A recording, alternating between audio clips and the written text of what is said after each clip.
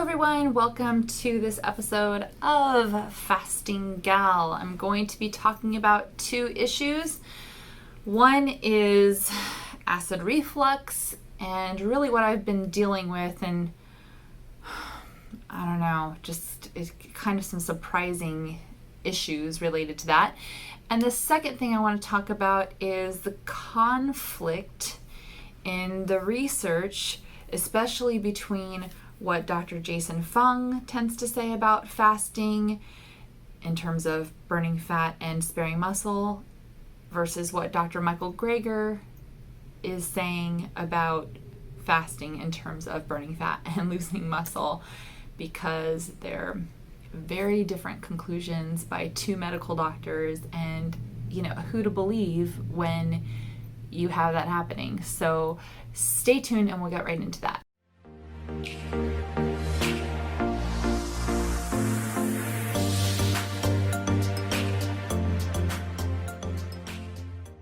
All right, first I'm going to talk about acid reflux, because if you've been dealing with this, then you might want to go ahead and stay tuned and listen. I'm going to, of course, put timestamps down in a comment below, so you can skip this if you want to. I've been dealing with acid reflux for the first time in my life only over the last month or two. I didn't even know what heartburn or reflux or any of that really was relative to how it felt. I've never, ever experienced it. I thought it was like a passing thing, and then I thought maybe certain foods were triggering it, but I've been really paying attention to what foods I've been eating when it gets triggered, and it could be anything. Honestly, it could just be anything. It seemed to initially get triggered mostly at night if I were to eat late. So then I kind of stopped doing that. I had a better experience over like a few days last week. I thought, oh, it's getting better. Then last night I had a dinner planned with a friend. It was a pretty late dinner. I started to feel like a little bit of the symptoms last night, just a little bit, though it wasn't a big deal. And then this morning, here's what was so surprising. This morning, I got hungry and I didn't eat or drink anything at all. And as I got hungrier, that acid reflux got worse and worse. And it is about 3:30 p.m. and I've had it all damn day. All day. And really starting from me first being hungry and not eating anything. So it's triggered when I eat sometimes. It's triggered when I don't eat sometimes. And it has been extremely frustrating. I think that the issue is that, and I'm not trying to use my Google doctorate, but I do think that it's possible that I have a hiatal hernia. For those of you who are unfamiliar with what that means, it means that, so here's your stomach, and the top portion of your stomach pushes through the sphincter that connects the esophageal tube to your stomach, and so the stomach sort of pushes up through that sphincter, and when you eat, or apparently sometimes don't eat, the acid in your stomach that exists, it gets pushed up through this tube by way of it being still in part of that upper part of the stomach. And then you can experience these reflux symptoms. The problem with reflux is that if it goes untreated and lasts for a long time, you can develop something called Barrett's esophagus, and that could lead to cancer. Obviously, I would like to avoid that. I'm not trying to do all of the things I am regarding fasting and eating, healthfully and longevity and all that to get esophagus cancer. That would really suck. So anyway, that is something I've been dealing with. I went to the doctor today, and I talked to her about my concern that maybe it's a hiatal hernia, because frankly, she was just telling me things that I already knew, things that were very readily available on the internet. Like, make sure you don't drink alcohol. I mean, I almost never drink alcohol anymore. Just almost never. Make sure you don't smoke. I don't smoke. Make sure you don't drink coffee. Frankly, there have been times where I've had coffee and it's happened, and times where I've had coffee and it hasn't happened. It's, all these things that she told me, avoid fatty foods, whatever. I've done all of that already. And then she was going to tell me to go on a PPI, which is a proton pump inhibitor, which is over the counter, something like Prilosec. And I really didn't want to do that. So I talked to her about this hiatal hernia issue and what I was thinking. And she's not willing to order a diagnostic test that would be able to show whether I in fact have this hernia, because it is an extremely invasive test, and it could, these diagnostic tests, depending on how invasive they are, they also can lead to their own complications. So I'm at a loss. I don't know what to do. I think I might just have to start taking a proton pump inhibitor and see if that works, at least in the short term, maybe for a few weeks, and hopefully then everything will be resolved and I'll be able to go back to normal. But PPIs should not be taken long term. They can lead to all kinds of problems. So that's what I'm dealing with. I think, in terms of how I may have gotten this hernia, if I do have a hernia, I don't think it was from working out. I think it was from, I'm just going to be honest with you all, I really think it might have been from overeating a couple days in a row. I just had these days where I was like, I wanted all the things. And I didn't think it was a big deal. We've all had our overeating Thanksgiving days, and it's never seemed to be a problem. And I just sort of did that maybe for a couple days. I wouldn't call it a binge. People with binging disorders, they really, it's actually quite dangerous. The amount of calories that people shovel in. There are a lot of psychological issues, including, hiding eating and all that other stuff. And I don't have that. I literally just had like a bad couple of days. But it might have, if I had overeaten enough, it could possibly have pushed my stomach up. And the only way to correct that is with surgery. It's the only way, which I want to avoid. So I'm just going through a really rough time when it comes to that. And I'm putting this out there into the world, because if you are having a day where you just want all the things and you're like, oh, it's okay, like I might overeat and it's not too big of a deal, it might not be a big deal, but it is possible that it could cause something that's more permanent. And so I'd rather put this out into the world as kind of as embarrassing as it might be for me to admit it. I'd rather put it out there into the world to hopefully help other people avoid maybe going through the same thing. All right, now let's talk about the research. Dr. Jason Fung versus Dr. Michael Greger. Here is what I am seeing. Dr. Jason Fung, when I'm talking about specifically when it comes to losing body fat and losing muscle when you are fasting. So if you are fasting in order to lose body fat, then you need to understand there seems to be a discrepancy in the literature or between these two doctors. And I'm not done diving into this research and trying to figure out if there's any way to sort of fill the gap. How do we reconcile these discrepancies?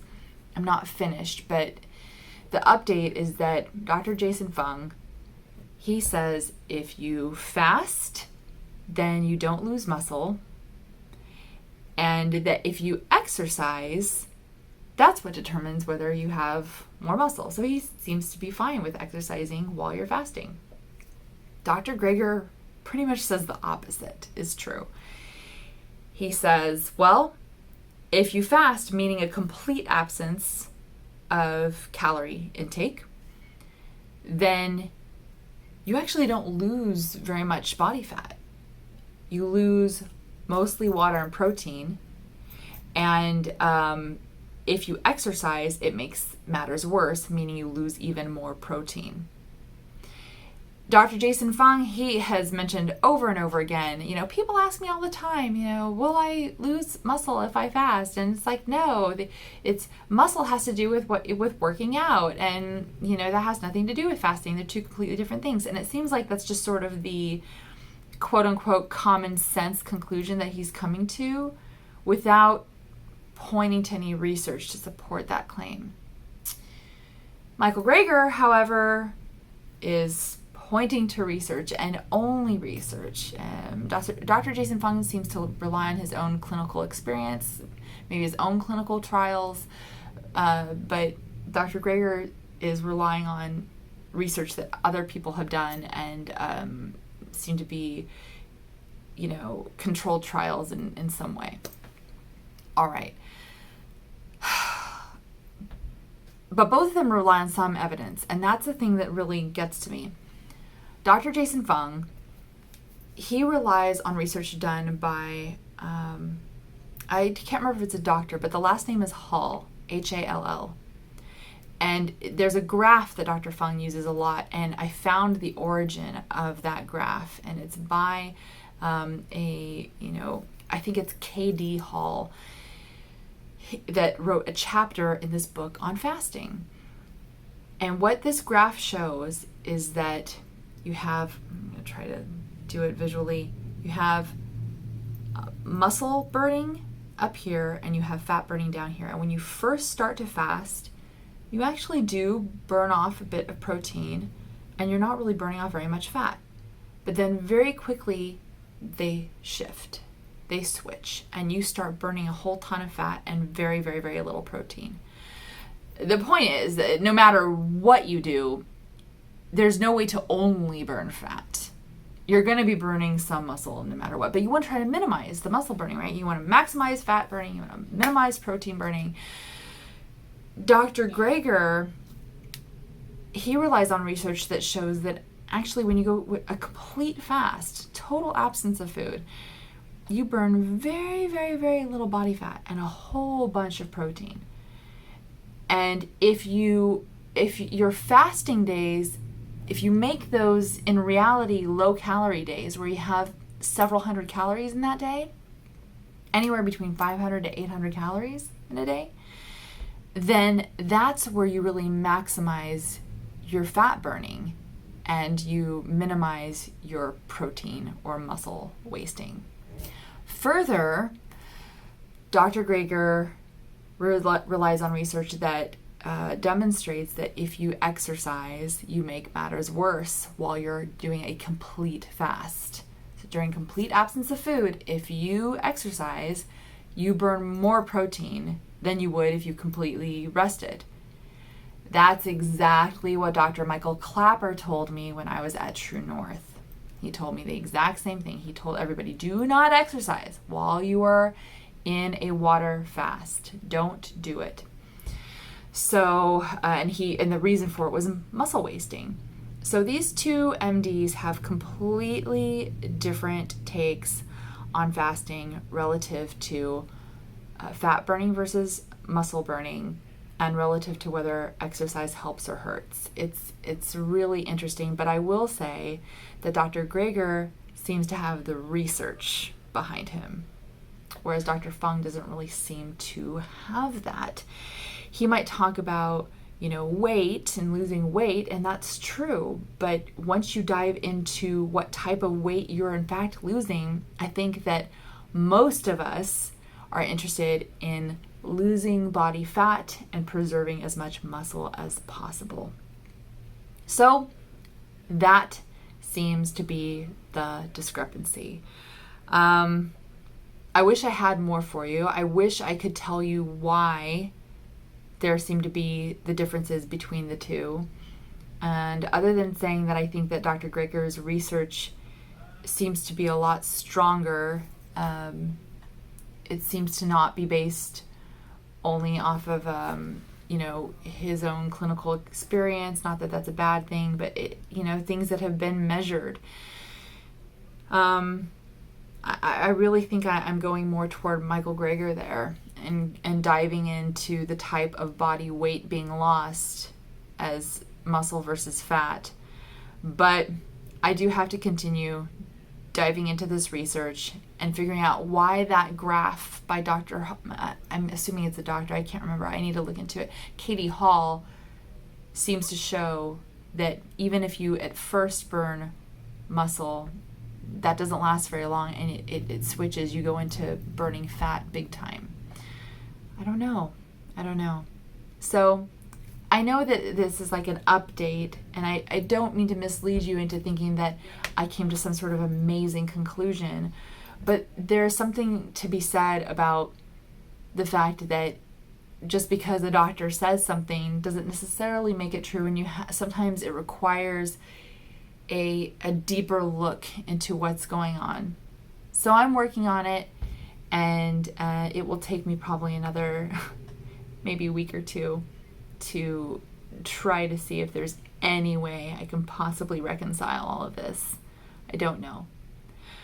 All right, so thumbs up for research and for trying to provide you all with some good content, and just to be fair and honest and try to be balanced about what it is that I'm looking into. I want to make sure that I'm providing you all with information that is useful for you. So please give me a thumbs up and subscribe if you have not already done so that I can continue to keep you updated.